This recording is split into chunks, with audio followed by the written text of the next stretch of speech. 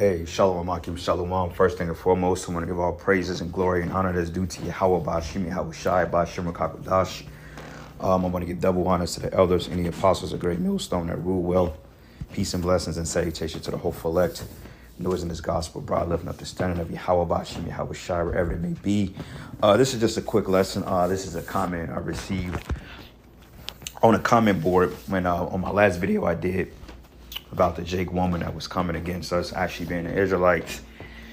And the whole 400-year thing, and we've went over this before. I know I've went over this a couple of times over the past, that the 400-year period is talking about ancient Egypt.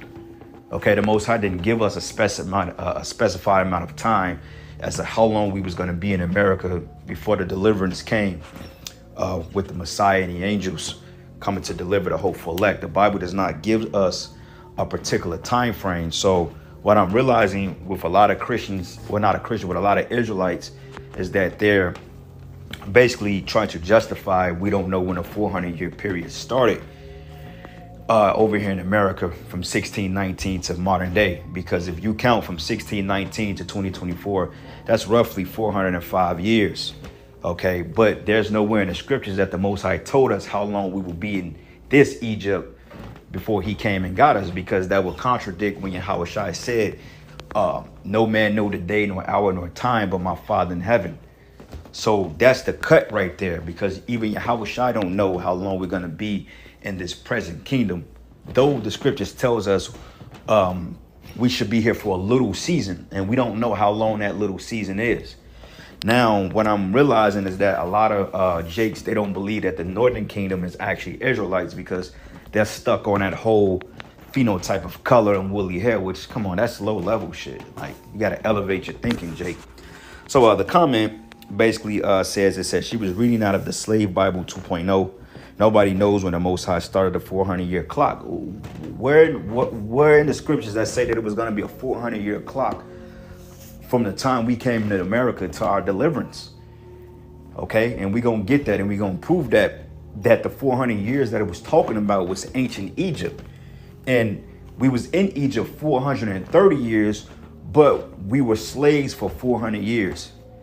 Okay, and some scholars, they break it down to 215-year time periods based on when the covenant was given up until the time we got the covenant through Moses. You know, so there's a lot of this, a lot of mix up in that regard as far as the historical standpoint. But if you go into Exodus, it tells us that the new Pharaoh that didn't know Joseph, and basically they decided to afflict us. Okay, because remember, when we came down to Egypt, we was not necessarily bond. They didn't just throw us head first in slavery. But after that first Pharaoh then died and passed on, and then when Joseph died, when Joseph passed on, then basically from that point, Israel, they began to oppress us, because they said, well, look, man, these people are multiplying too quick. They're going to overtake us. Therefore, we need to, put their ass in captivity and get our labor's worth. So he says here, not even Yahweh or not even Christ, 400 years written twice in the Bible, because it happened 2 times. Where in the Bible did it happen 2 times? Okay, the 400-year time period is not talking about this time. Okay, we don't know how long we gonna be here. We just know that we're in a time of Yahweh Shai delivering us. But if you want to be technically honest, we've been over here we've been over here over 500 fucking years. Because see, if you want to be technically honest, from the time that Esau came back into power, which is the Renaissance period around 1400s, let's say anywhere between 1485 to 1492. Even in the mid 1400s, you had Esau that was coming back into power because they married into black nobility families of Jake, and then also you had what they call the Black Plague that wiped out, I believe, damn near 2/3 of our people at that time. You had different plagues and so forth that wiped out Jake, and different atrocities that wiped out or that took our people down, and it was basically prophecy. Not basically prophecy, it was prophecy that we was going to be taken down and Esau was going to come up into power. So roughly around the latter half of the 1490s, 1492, you had tribes that was being brought to this side of the world, okay? With the first slave, or one of the first slave trades, or one of the first slave auctionings going back into 1507 in Portugal and Spain, when they were selling Israelites and Negroes and Native Americans and, well, Negroes and the Latin tribes, I would say that way, was being brought over here to America, and some of them were being brought from the Americas. They were being shipped to Europe, shipped to Spain, different parts of the Americas. So it didn't just start in 1619 as the Negro only teaches. Okay, and I said, so what do you mean? I'm like, if you count from 1619 into present day, it's been over 400 years. The 400 years was talking about ancient Egypt. And he said, agreed, 1619 was the arrival of the first slave ship, but the clock could have started when the last ship docked. That don't even make any sense. Why would the Most High start the clock when the last ship docked? That don't even fucking make sense. If you over here, you over here. You know, and where does it say that the Most High started a 400-year cycle in this Egypt? That's not in the Bible. Okay, so you got to get out of that spirit. It says the clock could have started when the last ship docked. We don't know. That's the whole point. But when we don't have to go to Esau for food, clothes, water, and shelter, we can subtract back from being very mistreated and held. All right, man. So anyway, that's what I'm saying. Jake just talking, don't really understand. They steady hung up on that all black Israelite shit. That shit old, man. If you can't see that the Israelites and Northern Kingdom is Israelites by the characteristics and the history, the prophetic of the scriptures, then I don't know what to tell you. Okay, Israel, being an Israelite is more than just a damn phenotype and a color.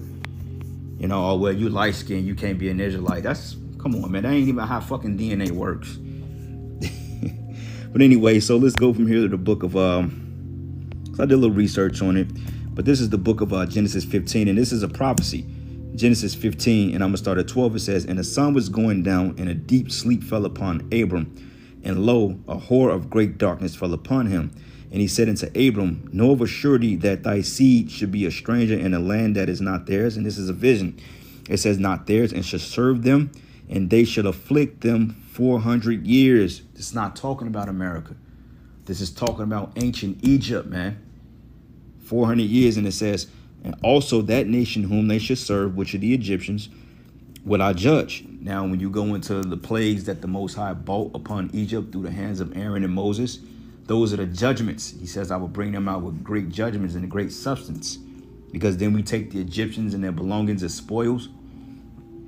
But it says also that nation whom they should serve will I judge, and afterwards they should come out with great substance, and should go to thy fathers in peace, and thou should be buried in good old age. But the fourth generation they should come hither again, and the iniquity of the Amorites is not yet full. Okay, so this is talking about ancient Egypt.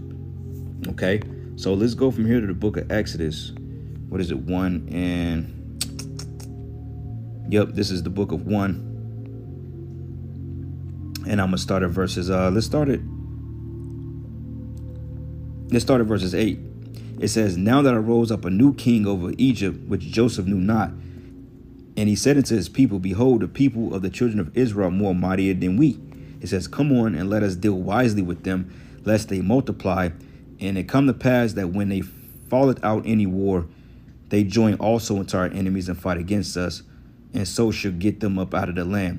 Therefore they did set over them taskmasters to afflict them with their burdens, and they built for Pharaoh treasure cities and fit them in Ramses.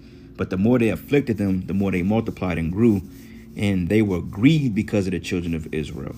And the Egyptians made the children of Israel to serve with rigor, and they made their lives bitter with hard bondage and mortar and brick. That's how the pyramids got built, actually. It says, and in manner of service in the field, and all their service wherein they made them to serve with rigor. Okay, and that's the point I wanted to make. So before then, we was already in Egypt, but we actually, when they decided to put us in captivity, that's when the bondage period started. Okay, so even if you wanted to make that argument about the last ship coming over here, that's when it started. Wait a minute, man. As a collective, you in captivity, you in captivity. Okay, the countdown of the little season started when Yahweh Bashim Yahushai rose Esau up and brought him back into power. That's when the countdown started. It had nothing to do with us coming over here or being here for 400 years, because we've been over here more than 400 years. You know, so if you want to make that argument, then you can, but it's no way to back that up contextually.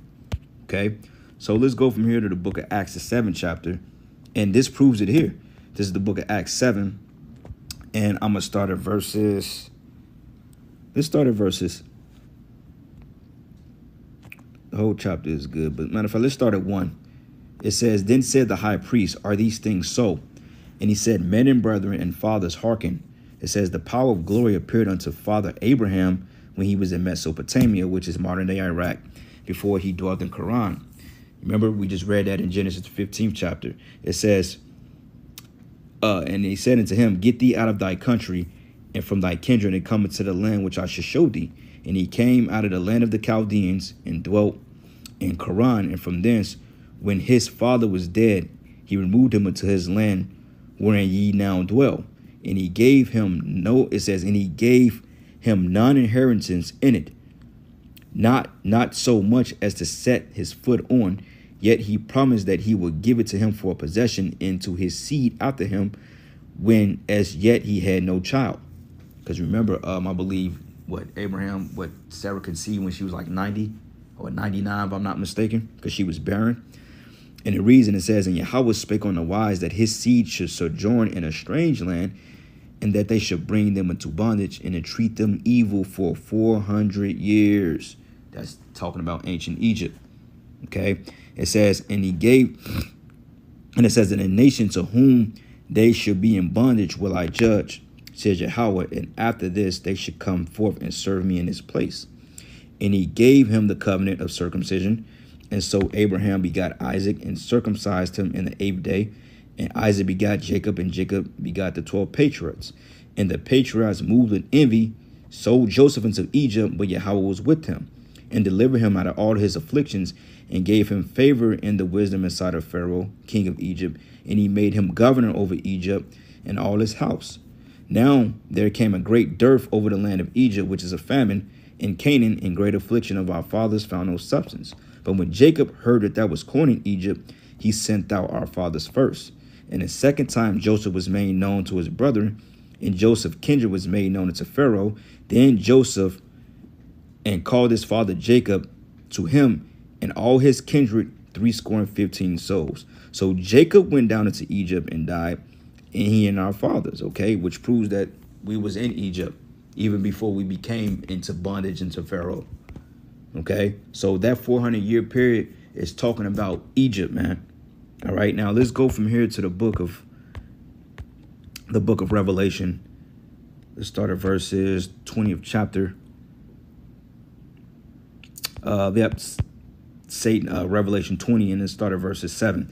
It says, And when 1,000 years are expired, Satan should be loosed out of his prison, and should go out to deceive the nations which are in the four corners of the earth, Gog and Magog, to gather them to battle, to the number of whom is as the sand of the sea. So this 1,000-year period right now, this little season, when it says he should, matter of fact, let's go up a little bit. Let's go up. Verses 20, let's start at verses Revelation 20 and 2. It says, And he laid hold on the dragon, that old serpent, which is the devil and Satan, and bound him 1,000 years. Okay, this is during a time of what they call the Dark Ages, or the Byzantine Empire. Okay, that period when the Roman Empire was brought down and Jake came into power. Okay, from like 325 AD all the way to like 1492, roughly 1,000-year period, and cast him into the bottomless pit, and shut him up, and set a seal upon him, that he should receive the nations no more, deceive the nations no more, till the 1,000 years should be fulfilled. And after that, he must be loosed a little season. So where does that say 400 years? Okay, this is the time period we in now. We're in that period we're in the little season now. The Lord didn't specify how much time that would be, whether it's 500, because we've been over here 500 plus years already. So clearly that cuts the 400-year doctrine. But the reason why you don't believe that it's the 400-year doctrine, or that it was 500 years, is because you don't believe that the Native Americans and the Hispanic tribes are Israelites. You just believe that all Israel was just nappy-headed niggas with dark, oily skin. That's just what you think, because, Jake, you're not spiritual. Okay, but it says the little season. Does not say that we was going to be in America 400 years. There's nowhere in the scriptures. Okay, we don't know how long we're going to be over here, but we do know that we're at the end. Okay, so what I did was I went to Exodus, the 12th chapter. I went to Exodus 12 and verses 40. 40, matter of fact. Yep, this started, yep, 40. Now it says, now the sojourning of the children of Israel who dwelt, and I'm actually reading out the scriptures. It says, now the children of Israel, or the sojourning children of Israel who dwelt in Egypt, was 430 years. It says we dwelt there. We dwelt there for 430 years, but we were slaves 400 of those years. The first 30 years we was not slaves. Okay. And it says here, and it came to pass at the end of 430 years, even that self same day, it came to pass that all the hosts of the Lord went out from the land of Egypt. Okay. And this is going into the time of the Passover. It says 430 years, but 400 of those years we were slaves. Okay. Now, when you go into the commentary, it says the 430 years as the time of the sojourning in Egypt has been interpreted in two basic ways. It says the first is that the bondage lasted only 215 years. The two main arguments for this view are Galatians 3 and 17, which assumes that the 430 years mentioned begins with the call of Abraham and concludes with the Exodus. It says this will mean that the patriarchal period consisted of 215 years and the oppression in Egypt of 215 years. The other argument rests upon the Septuagint, which is the Greek translation of Exodus 12 and 40, which reads, who dwelt in the land of Egypt and the land of Canaan, rather than simply in Egypt. It says this also points to the 430 years as including the patriarchal age as well as the period of bondage. It says the objections to this view are several. Both Genesis 15 and 13 and Acts 7 and 6 state that the sojourn would be in a land that was not theirs and they would be oppressed for 400 years. So that's a difference between dwelling there and being oppressed. Okay, let's just say if you bought a house, right? And let's just say if you bought a house and you lived in your house 12 years, and let's just say 6 of those years, somebody may have held you bondage in your house, but you had the house physically 12 years. But as you was writing the story, you would say, well, I had the house 12 years, but I was in bondage in that house for 6 years. So that's a distinction. Just because you dwelled there doesn't mean that you were going through that particular scenario at that time. And this is why the Bible kind of breaks it down. Okay. But it reads, it states that the sojourn will be in a land that was not theirs and that they will be oppressed for 400 years. Galatians 3 and 17 does not state that 430 years was from the time of Abraham's call to the time of the Mosaic covenant, but rather it is measured from the confirmation of the Abrahamic covenant into the Sinaitic covenant, which is Genesis the 46th chapter, 3rd verse. It says in it says Genesis 15 and 13 to Acts 7 and 6 do not speak of Abraham's sons, but of his descendants being afflicted 400 years, which are the Israelites. It says the expression fourth generation probably refers to a 400-year period, since that number is given in the same context.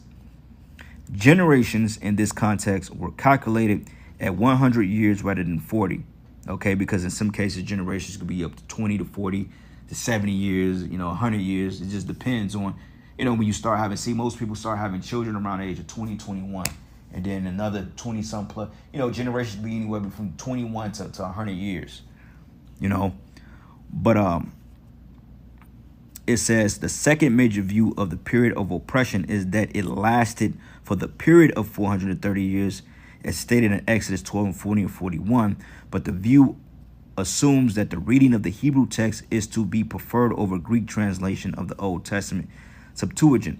It says the third proposal, which is a slight variation from the second above, suggests that the 430 years includes the 400-year oppression, plus the time from the confirmation to Jacob and to the giving of the Sinaitic covenant.